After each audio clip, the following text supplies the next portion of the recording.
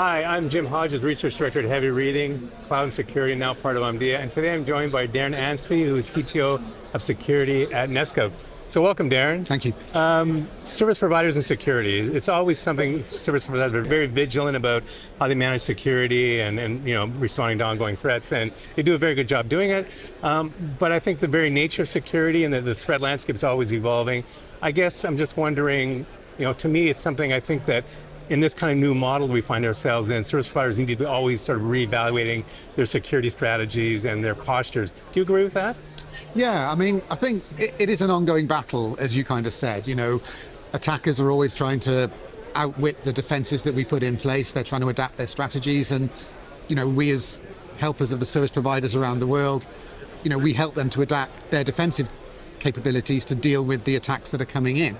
I think the key thing that's changed recently is the speed at which we're seeing that cycle take place is exactly kind of ever accelerating. We're seeing the attackers have access now to much more sophisticated tools that are using more sophisticated attack vectors. They're doing more sophisticated things in terms of where the attacks come from. They're using more powerful bots. There's a whole range of different things that they're doing, which is kind of accelerating that cycle. So our customers, the service providers, are having to adapt their defenses more quickly to deal with the attacks that are coming in. They're having to, move to using layered defenses more. They're having to use threat intelligence more to get ahead of the attackers so that they can predict where the attacks are going to come from and then detect them more quickly and mitigate them more proactively. But yeah, it is an ongoing battle.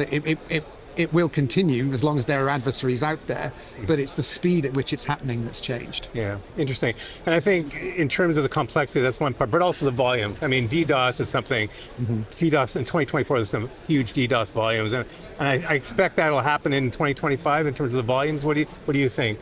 In terms of numbers of attacks that are going on out there, that is something that is ever increasing. If you look at what's driving DDoS attacks out there today, there's always been gaming and gaming-related attacks. That's been there pretty much forever. The big change that everyone, I think, sees in the media is how DDoS is related to major geopolitical conflict. So we've all seen, storms of attacks around Israel, around Russia, around Ukraine, and around other countries and organizations that have been vocal about supporting or not supporting, any of those. I think what we're seeing now, though, is that DDoS kind of echoes any kind of political conflict, any kind of protest, any kind of election that's happening anywhere around the world. And that's something that we've seen really escalate over the past few years, right, everywhere, fundamentally. So I do expect to see ever-increasing frequencies of attacks. I do expect to see the sophistication continuing to increase, as I said before, given the attack tools that are out there, given the way in which those tools can randomize attack vectors, rotate attack vectors dynamically and automatically, those kinds of things. Yeah, and that's the other part about it. It's not just the numbers, like you said, it's the sophistication, dynamic vectors and things like that. That's a big part of that as well from a DDoS perspective. Yeah, the sophistication of attacks has changed a lot. If you go back 3 or 4 years, we used to see a lot of DDoS attacks. We used to see very high volume DDoS attacks, as we still do today. But the attack traffic was relatively predictable because of how it was generated.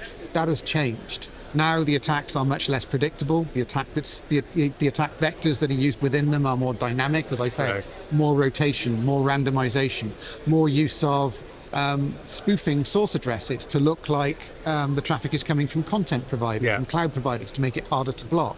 More use of sophisticated application layer attack vectors over DNS and HTTPS. Things have really changed in that regard. And even DDoS has become a part of a tool of bad actors, being able to use DDoS as part of a multi-layered attack as well. That's something I think is continuing to happen as well. Yeah, so we quite often now see that DDoS is used as a part of a broader campaign against an organization, but you're also seeing the targeting change. So you used to see people's major web presences being targeted, then it moved on to their DNS. Now we're seeing, offload points for major offices because fundamentally the attacker is trying to disrupt the day-to-day business continuity of an organization. So there's an awful lot of change going on there, and we're obviously staying ahead of that with our products, helping our customers to stay ahead of that in terms of how they use our intelligence, how they use our products, helping them on best practice for operational procedures, all of those kinds of things.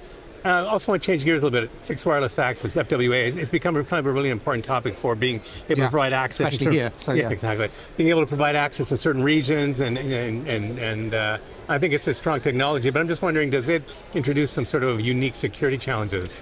It introduces some kind of what I would call old and new security challenges. And if you look at what we're seeing from our customers on fixed wireless access, today what we're kind of seeing is a lot of the same problems that have existed on wired networks for quite a while. So if you think about wired networks, you've got subscribers there, you've got gaming related DDoS, you've got compromised consumer IoT, you've got proxies, you've got aggressive scanning, a whole host of bad behaviors that have kind of been there for a while. As fixed wireless access rolls out, what we're seeing is a lot of that same infrastructure that caused problems on the wireline side moves onto the mobile networks. Right. So those mobile networks then experience all of those same bad behaviors. The challenge in the mobile space is that with the bandwidths that are there now in 5G and things like that, there's quite a lot of that traffic on a lot of these networks. And there are more bottlenecks in a mobile network than there are in wireline. There's more state being maintained within that mobile network. And operationally, the mobile network operators haven't kind of grown up with these threats in the same way that wireline operators have. So that, this is why I kind of talk about it as kind of new old problems. It's a problem that we've seen before in wireline, but it's kind of new to the mobile operators. With a slightly different appearance. And we're seeing our customers adapt to that by leveraging some of the same solutions they use on the wireline side, but adapted for mobile so that they operate there. We're looking at how they're sharing operational procedures, if they've got separate teams managing security from wireline into mobile. So there's a lot of that going on. But fixed wireless access is a big driver. But it's a huge opportunity for mobile operators in terms of revenue, new subscribers, but it does bring new threats. Yeah. Maybe change gears a little bit as well. AI. I mean, obviously AI has got a huge focus on multiple levels. It's going to transform the industry on some level. But when you think about AI and security, I think AI has kind of maybe two sides to it. One is, we're starting to see some AI-based bad, threat vectors. So bad actors will always find a way to use. In DDoS, trying to avoid capture and things like that. So the intelligence of that is one part of it, but of course using AI as kind of a tool to be able to predictively, pick these up and do remediation and provide strategies is kind of an important part as well. I guess my question would be, for service providers who are looking at doing sort of AI-based threat detection, what sort of advice would you give them, or what sort of best practices as they kind of start on this journey? And they will have to start on it. Kind of a starting point. What should be some of their initial thoughts or best practices? I think the key thing is to figure out what your priorities are around, where you see risk, where you see operational challenges within your organization. So if you look at many of the customers that I talk to, a lot of their challenges are in, dealing with the volume of threats that they already get today. How do they triage those threats? How do they investigate those threats? How do they mitigate those threats as they're evolving, as they're changing?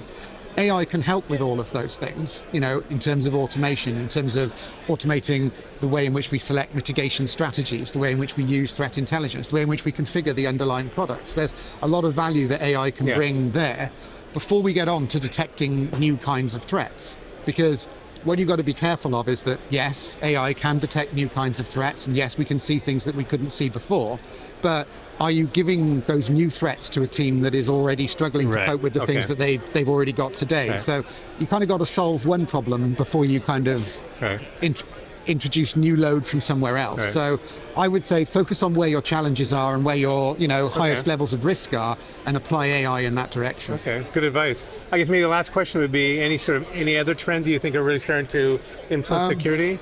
I think in security, the whole kind of, especially on the DDoS side, we are seeing a lot more intelligence in the way attackers are generating attacks. They are well resourced. There are some kind of nation-state affiliated adversaries out there that are very capable of using very sophisticated attack campaigns against organizations that are fairly long in length. So, you're not talking like a 10-minute DDoS attack. You're talking, hours every day for a month, that kind of thing. So that's kind of a key challenge, because you have to think about how do you deal with that? How do you operationally manage that if you've got to have people available to kind of report on that, mitigate that, figure out exactly what's going on?